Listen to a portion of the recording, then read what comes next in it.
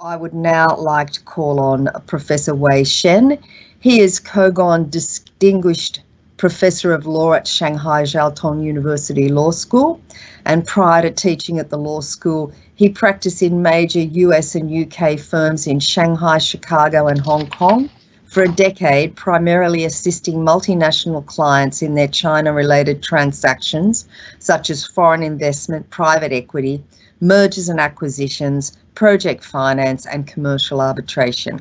He is now teaching international investment law, international financial regulation, company law, international economic law and contract law at Shanghai Jiao Tong Law School. His current research interests include international investment law, corporate governance, financial regulation and international commercial arbitration. So welcome, Professor Wei Shen, and we look forward to hearing from you now. Thank you, Deborah. Can you hear me? Okay, thank you. Let me turn off my camera to make sure the internet can be more smooth. Thank you, Deborah, giving me this opportunity to make this presentation. I'm working on digital currency with Heng and other colleagues, and I find that the topic is actually quite challenging, and I enjoy the presentations made by the prior speakers. Probably we may raise more questions than we can answer. The first slide. I think the first issue is to make sure. I want to split my talk into 4 parts. One is the overview of digital currency. Then I move to law and macro economics of money. Then I turn to CBDC and Libra. In the end, I probably discuss international and local impacts of CBDC and Libra. Next. Next slide. Thank you. So we need to understand that the importance of digital currency overall the financial sector is a platform-based market. So we see financial institutions, including central banks, commercial banks, and others, acting as intermediaries, serving transacting parties to finalize their payments. Then internet platforms are more important in China and in many new economic sectors, such as e-commerce and the sharing economy. And now we have fintech. Probably we include digital currency into fintech. Digital currency serves a supplementary role to traditional banking. Also, we probably include digital currency into the shadow banking sector. So this may complicate the banking sector as well as the banking regulation. But legal challenge is how to understand the importance of digital currency, especially if the digital currency is a decentralized currency used in the market. Next slide. So we probably can divide the digital currency into 3 categories. Next slide, please. So we have a closed scheme virtual currency, in a unidirectional scheme virtual currency, and a bidirectional scheme virtual currency. Next slide. So we first have next, please. First, we have a cryptocurrency. It's quite challenging because its value is unstable. Bitcoins are issued through the use of computer processing power, which has a technical impact on currency and banking regulation. And the cryptocurrency also are designed in a decentralized manner in order to this probably will raise the question of double spending. Next slide. We also have stable coins. Then we can divide stable coins into 2 parts or 2 types. One is issued by the private companies such as Facebook's Libra. The other is issued by the government such as China's CBTC. Next. The difficulty, next please.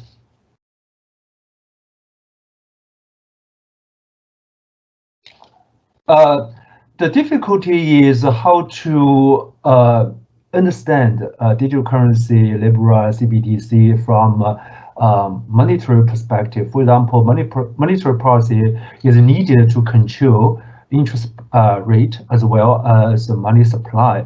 So if we allow Libra to be issued by private institutions, then the question is whether the Libra will affect monetary policy, or the other way around, whether monetary policy can have a positive impact on the issuance and flow of Libra.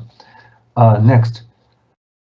That also raised the question of liquidity and financial stability, because if we cannot regulate Libra and other privately issued digital currency, then liquidity probably is a big issue. Liquidity is the link between financial stability, monetary policy, and asset prices. So intersection of monetary policy and financial regulation is to remain the stable value of money and stable monetary regimes.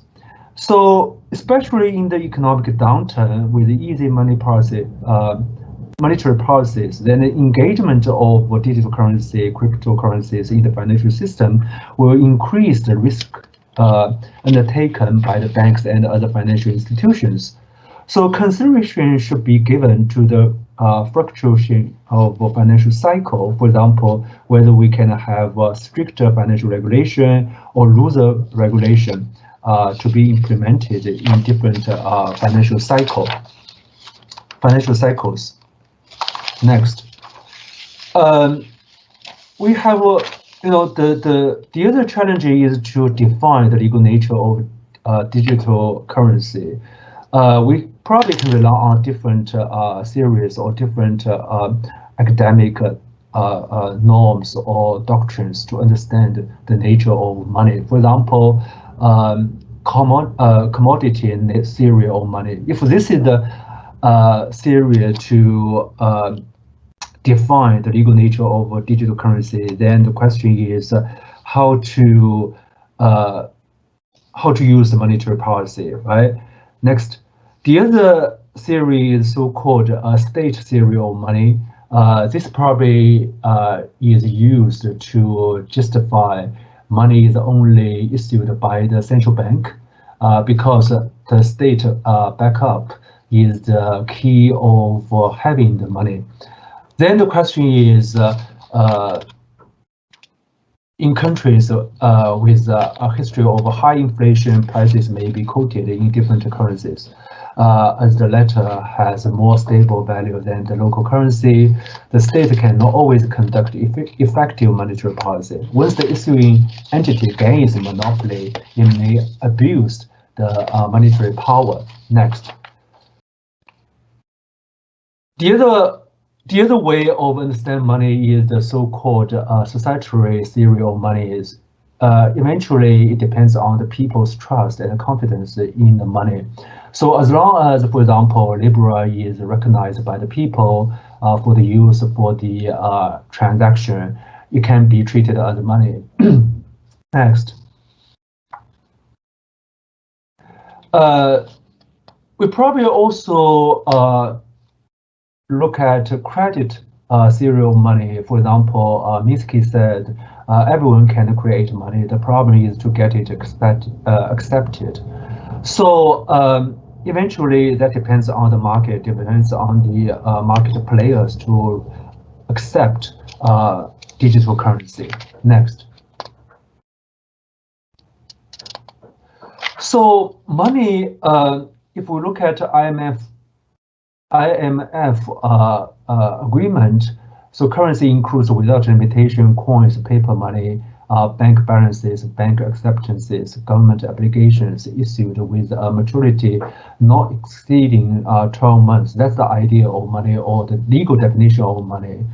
Money should have three characteristics. For example, money needs to be denominated by reference to a unit of account. generally accepted as a measure of value and media of exchange within the state concerned. The legal framework for the currency include a central bank or monetary authority responsible for the issue of currency. So the problem is that there are many non-state issued currencies that are used as a media of payment. So this is a wider concept of money. We probably include Libra, CBDC, and other formal currencies. All of them are altogether used for the as a media of payment. Next. So in case law, there are also arguments about the nature of money. The conclusion, let's jump into the conclusion. The nature of money is a social convention, common knowledge, and shared belief by the transacting parties and the public at large. Next.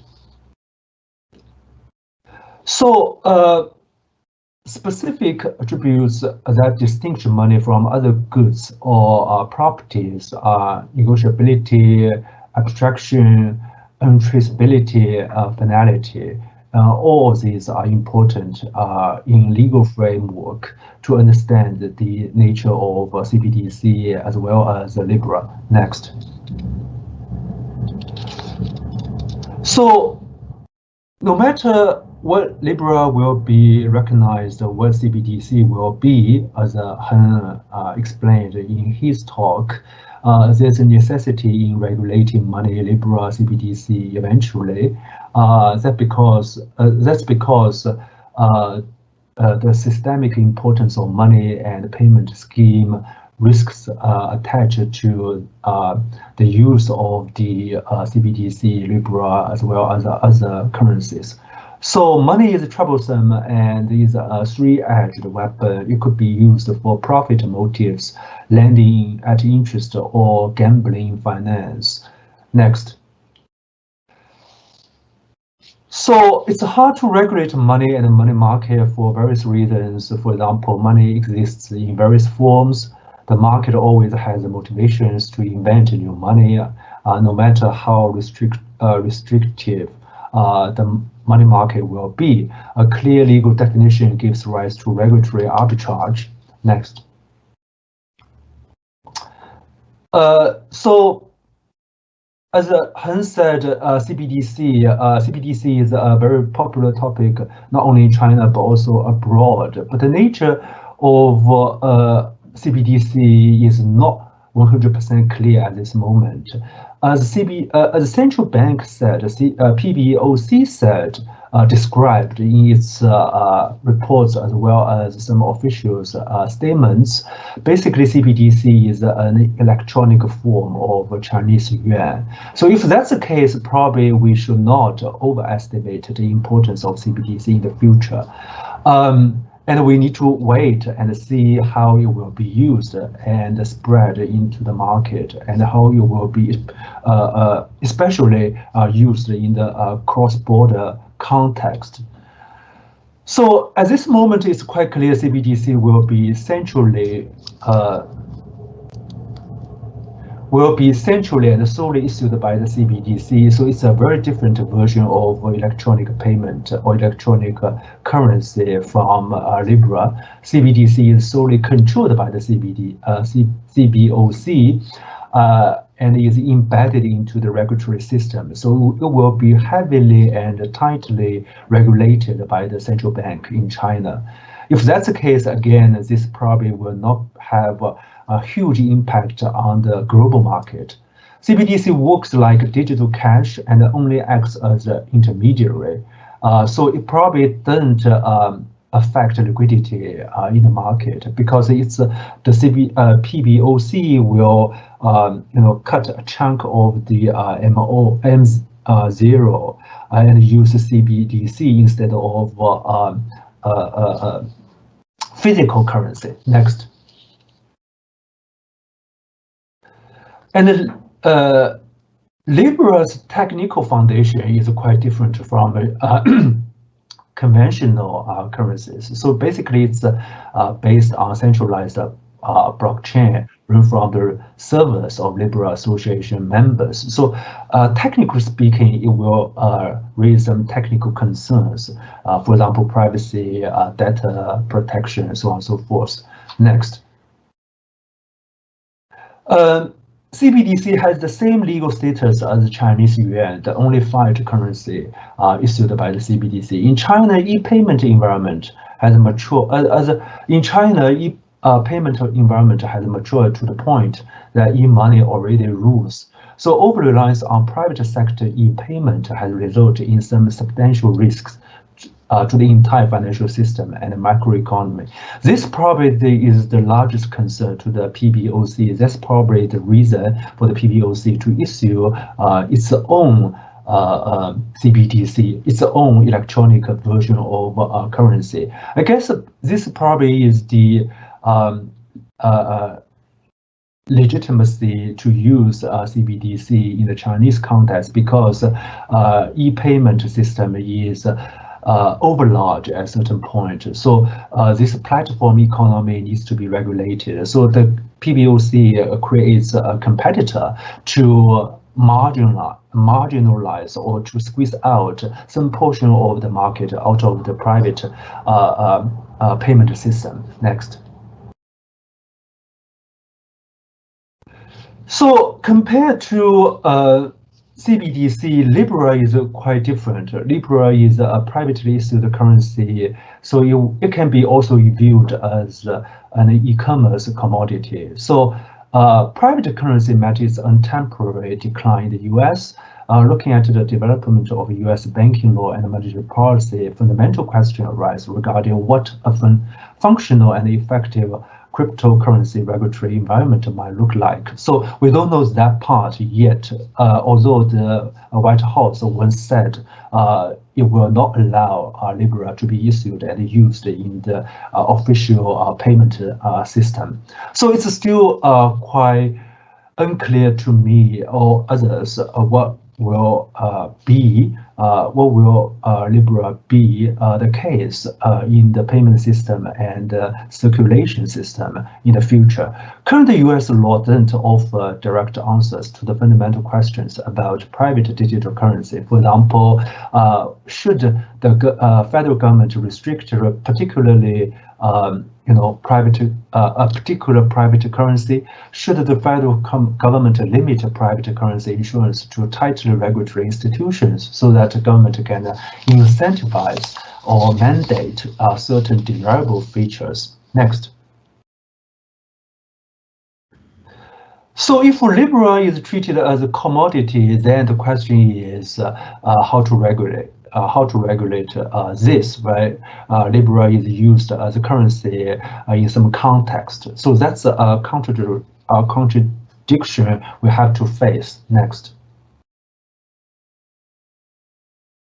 So conclusion is how a digital currency is classified will depend partly on the functional use of digital currency and partly on the priorities of various lawmakers and regulatory agencies that have the authority to regulate it. So essentially, Libra's legal characterization will have different regulatory implications.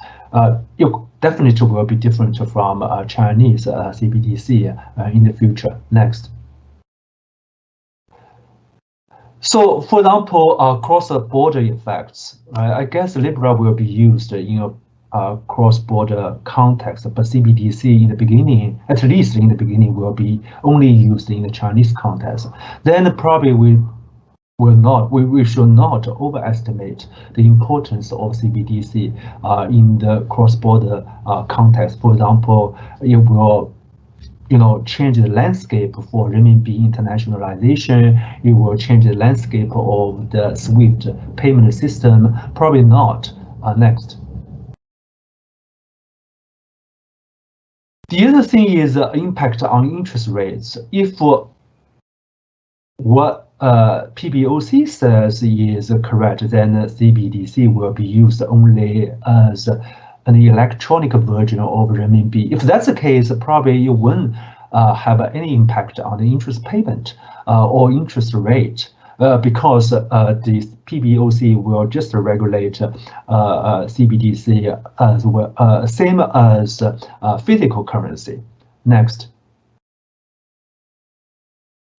Libra's challenge on separation of banking and commerce. This probably is a real issue. Again, that depends on how we define Libra, either as a currency or as a commodity. Then the way of regulating it can be quite different.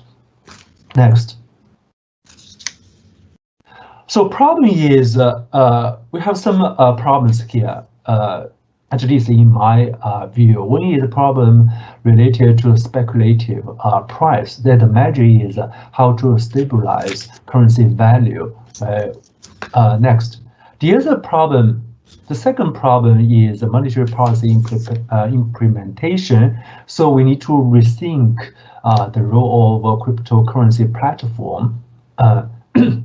So I probably raise more questions than I can answer. I look forward to discussion and audience questions. Thank you. Thank you. Thank you very much, Professor Shen, for your excellent presentation. We've got a few interesting questions down here.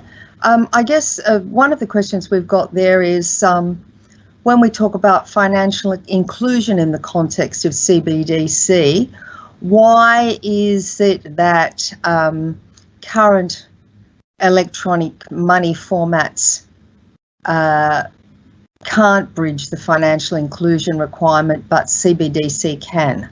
Actually, I'm not very sure if CBDC can improve financial inclusion or not. As a matter of fact, electronic payment system in China itself is supposed to be more helpful to the financial inclusion, because the current electronic payment system is privately owned, and they contribute to financial inclusion. But the